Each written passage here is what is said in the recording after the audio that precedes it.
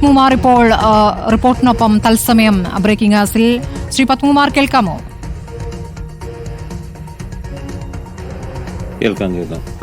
ഈ സംസ്ഥാന കമ്മിറ്റിയിൽ വീണ ജോർജിനെ ക്ഷണിതാവാക്കിയതിലുള്ള താങ്കളുടെ അതൃപ്തി താങ്കൾ ആദ്യം ഫേസ്ബുക്കിലൂടെ ഇട്ടു, പിന്നീട് ആ ഫേസ്ബുക്ക് പോസ്റ്റ് പിൻവലിച്ചു. പക്ഷേ പ്രതികരണം താങ്കൾ ഇപ്പോഴും കടുത്ത പ്രതികരണം തുടരുകയും ചെയ്യുന്നുണ്ട്.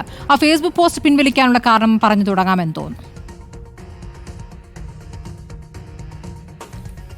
ഇല്ല, അങ്ങനെ തുടങ്ങുന്നു അവസാനിപ്പിക്കുന്നൊന്നുമില്ല. ഒറ്റ കാര്യമേ ഉള്ളൂ.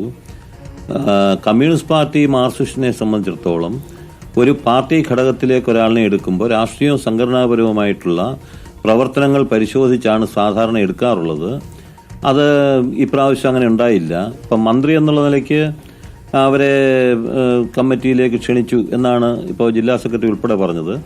അങ്ങനെയാണെങ്കിൽ 3 വർഷം മുമ്പും സമ്മേളനം നടക്കുമ്പോൾ അവർ മന്ത്രിയായിരുന്നു. ഇപ്പോൾ വീണ ജോർജിന്റെ കഴിവിനെ സംബന്ധിച്ചോ മന്ത്രി എന്നുള്ള പ്രവർത്തനത്തെ ഒന്നും ഞാൻ എതിർത്തിട്ടില്ല. എനിക്ക് ഒറ്റ കാര്യമുള്ളൂ, CPM പോലുള്ളൊരു പാർട്ടിയുടെ സംസ്ഥാന സമിതിയിലേക്ക് ക്ഷണിതാവായി വെക്കുന്ന ഒരാൾ പാർലമെന്ററി രംഗത്ത് പ്രവർത്തിച്ച് പരിചയം വന്നവർ മാത്രമായി ആയിരിക്കരുത് എന്നുള്ള ഒറ്റ അഭിപ്രായമേ ഉള്ളൂ.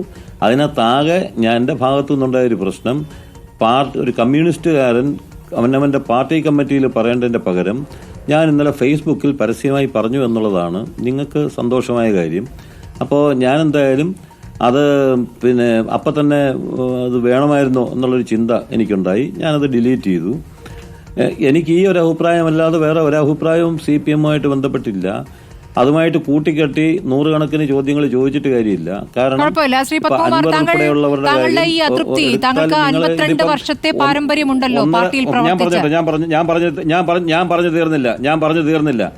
പറഞ്ഞു തീർന്നില്ല. നിങ്ങളിത് 1.5 ദിവസം ആഘോഷിക്കും, അത് കഴിഞ്ഞാൽ പിന്നെ ഉണ്ടാവില്ല എന്ന് എനിക്കറിയാം.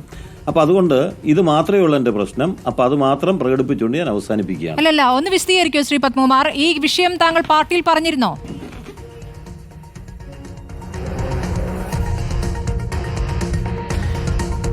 തനിക്ക് പറയാനുള്ളത് താൻ പറഞ്ഞു കഴിഞ്ഞു. ഇനി ഇതിൽ ഒരു ദിവസത്തെ ആഘോഷമാണ് മാധ്യമങ്ങൾക്കെന്നാണ് പത്മകുമാർ പറഞ്ഞിരിക്കുന്നത്. ഏതായാലും പത്മകുമാറിന്റെ ഫേസ്ബുക്ക് പോസ്റ്റ് അദ്ദേഹം പിൻവലിച്ചുവെങ്കിലും ജില്ലാ കമ്മിറ്റി അത് വിശദമായി പരിശോധിക്കുമെന്ന് തന്നെയാണ് അറിയിച്ചിട്ടുള്ളത്. ഏതായാലും ഈ പരസ്യ പ്രതികരണങ്ങളിൽ എന്താകും നേതൃത്വമെടുക്കുന്ന നിലപാട്, നടപടി എന്നുള്ളതും അറിയേണ്ടതുണ്ട്.